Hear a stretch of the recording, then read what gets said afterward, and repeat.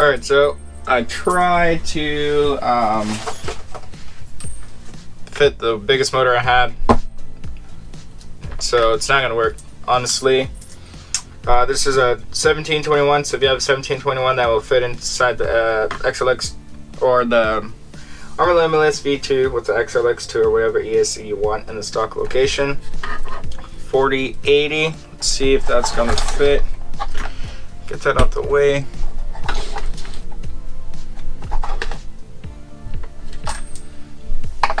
And the answer is no, it needs some modification for that one.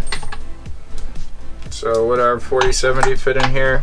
Yes, we probably got about 10 millimeters worth of room in there. And the 21 or 1721, you got about probably, let's say 10 to 15 millimeters of room in there. Out of all these motors, we know what's going to work. I'm kind of limited at the moment from all these motors.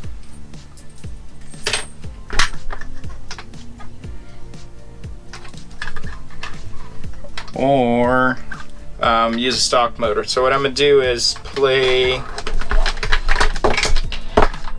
Any, Mini, Miny, Mo. Any, Mini, Miny, Mo. Catch a tiger by his toe. If he holler, let him go. Any, Mini, Miny, Mo. No. How do we lose that one? Let's try it again. Any, Mini, Miny, Mo. Catch a tiger by his toe. If he hollers, let him go. Any, Mini, Miny, Mo. No! Keep getting this one. So, this one will go in the stock location.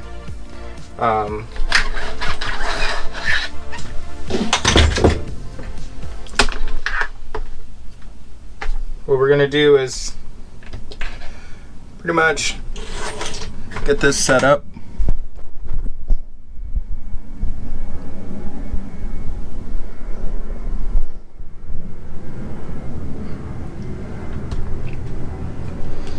So what we're gonna do is take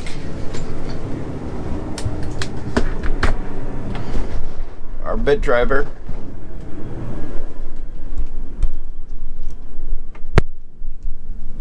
sorry about that, with a 2mm or a 2.5, and take our faceplate off.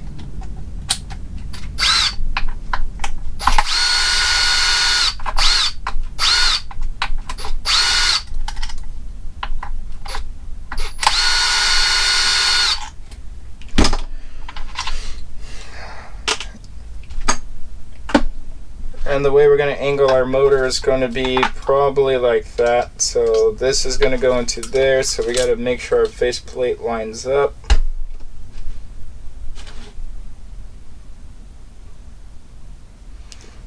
And it does line up.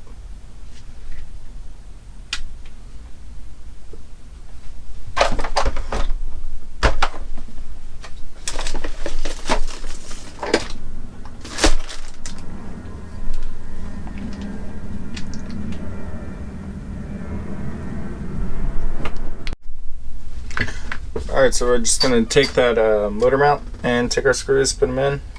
And the screw that we're using is M4, 2.5mm for this Castle motor. So now that we got that, what we're going to do is slide, or we got to flip it 180. So one thing to keep in mind is when you're doing the Castle motor is where your wires.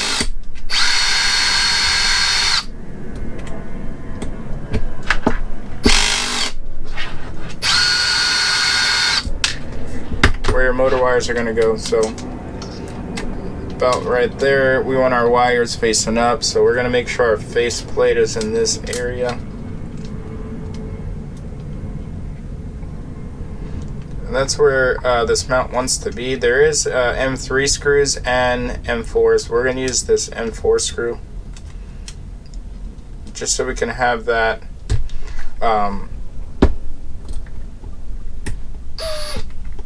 thickness. Sorry about my tongue.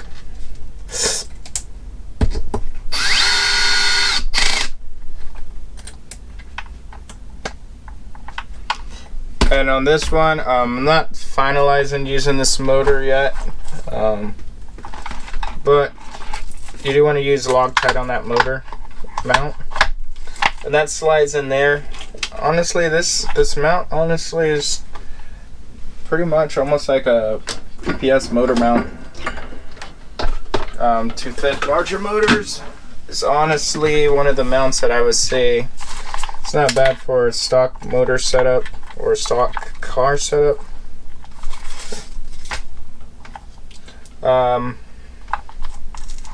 So that is good. We're not gonna put those screws in just yet because what we want to do is figure out on gearing what we're gonna run.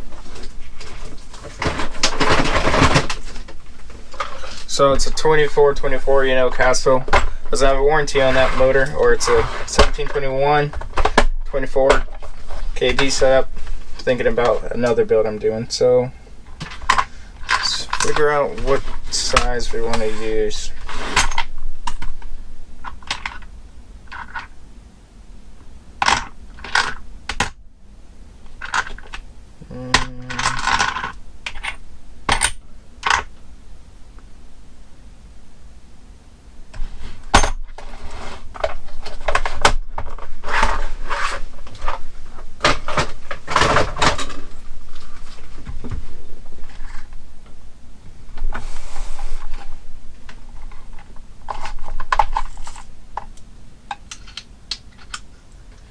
So on this Castle motor, it does have a D spot for your grub screws. So let's see if it fits that way.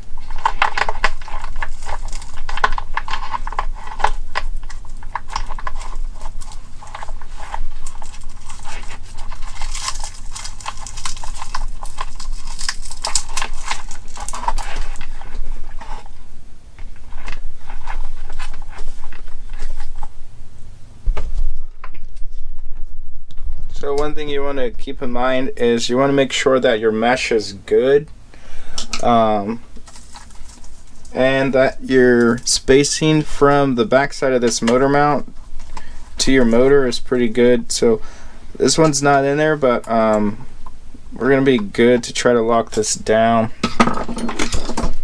And these gears that I'm using are mod 1.0.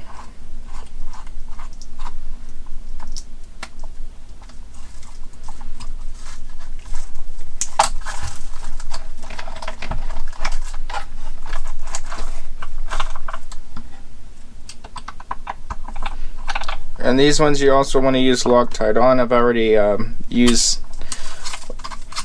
Loctite on these, so all we're doing is checking our gear mesh.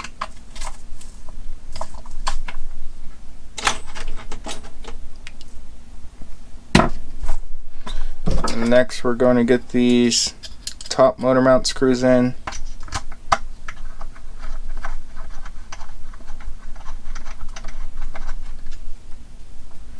I'm going to just use a stock gear.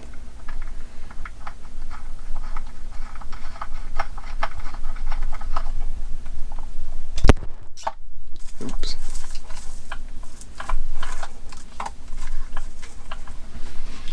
And checking your mesh, you want those gears to kind of roll off of each other.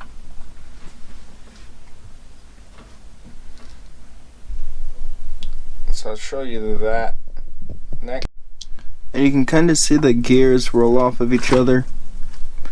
So you want to make sure that those gears are pretty tight, that when this one engages and that one engage, that you're not getting a lot of slack in there. Some people have a gear mesh too loose and you get a lot of clicking. So you do want to make sure that it's pretty good.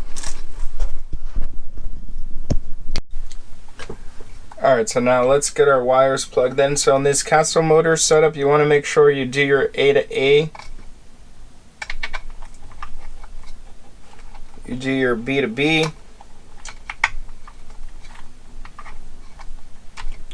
And your C to C.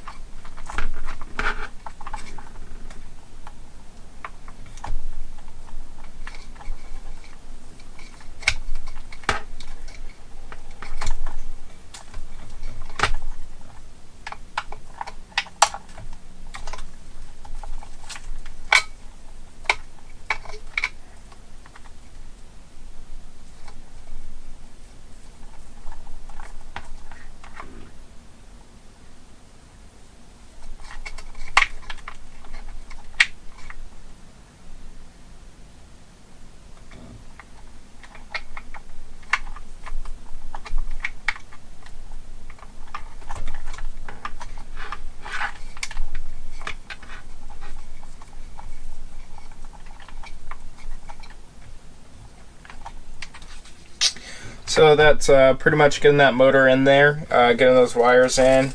Let's get our batteries plugged in.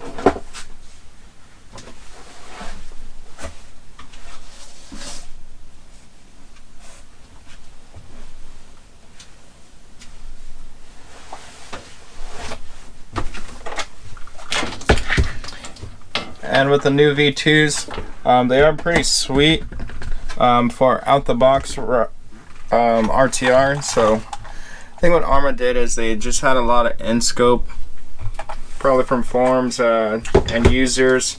Also watching a lot of the top speedrunners on what to do that you won't have to modify it. Just honestly out the box, put a motor in, ESC, and go at it.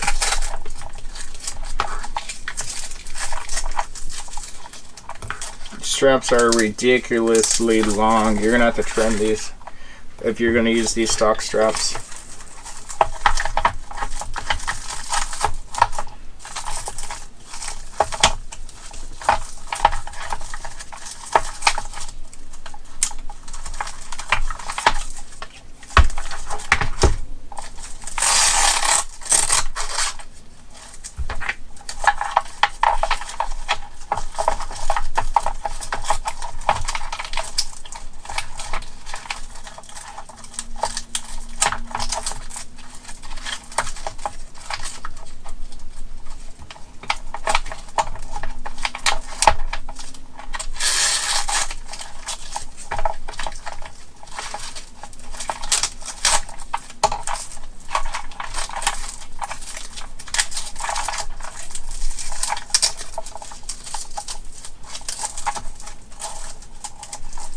Take our negative, plug that in, get this swapped around.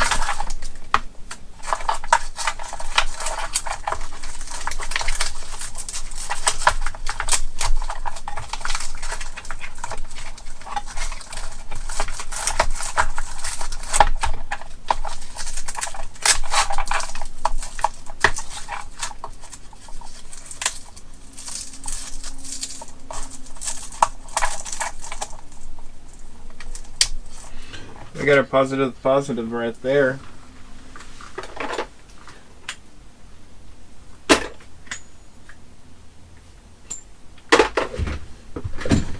And our negative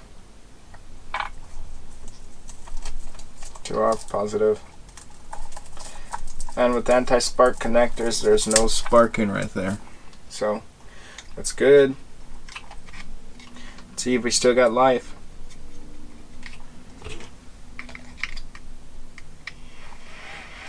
So everything powers on. So next is just honestly getting these shocks tuned in, seeing if I want to change out the differentials, but I think I'm gonna just run this one like this, put a body on it, and we're good on this one. I'll do another build on a second one aftermarket, what I would do, change it up a lot of things and kind of go from there. But let's hit the road with this one, see what we can do.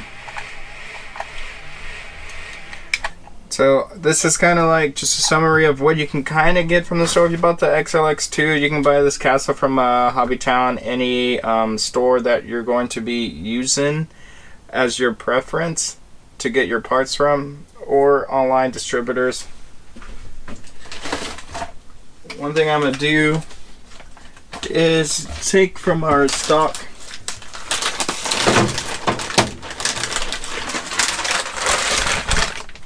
parts kit is our antenna wire to see if this is long enough for what we're using.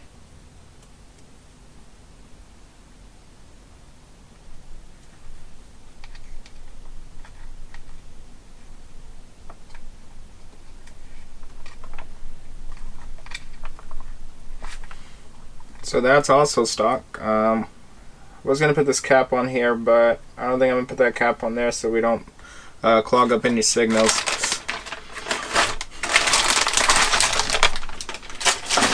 So we got that on there. Next is going to be the body, and programming this XLX2 with this Patuba receiver to the radio. Throw some foams on there.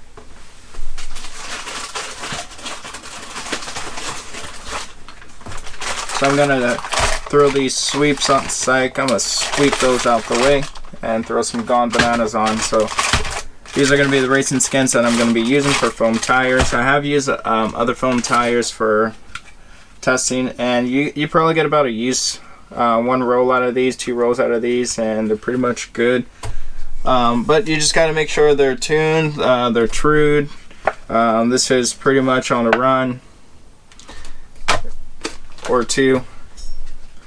So you'll have stuff like this. They're going to chunk up, depending on what asphalt you're running on and that nature. So just make sure your tire selection is going to handle what speed you're going to want to go for and what gears you're going to want to go for. So I'm not going excessive on this gearing.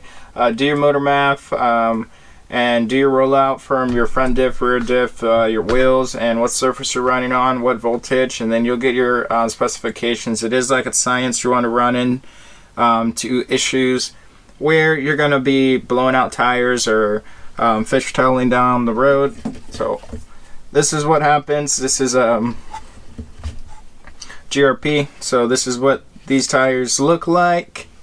They're foam or rubber, so that's why I would go with the foam if you're going to go for a speed run, anything over 100 miles an hour. So inside of here, there is a piece of foam or rubber in here with a belt on the outside. So a lot of power to the rear or the front, a lot of torque. You're going to run into this issue with your stock wheels. One thing I ran into on the GRPs with aftermarket hubs is it rubs inside. So that inside diameter is just a little bit too small. As you can tell, even on the front, they do rub. So just remember what wheels you're running, make sure they're compatible, and you're good. So let's hit the road with this one, see what it does, and go from there.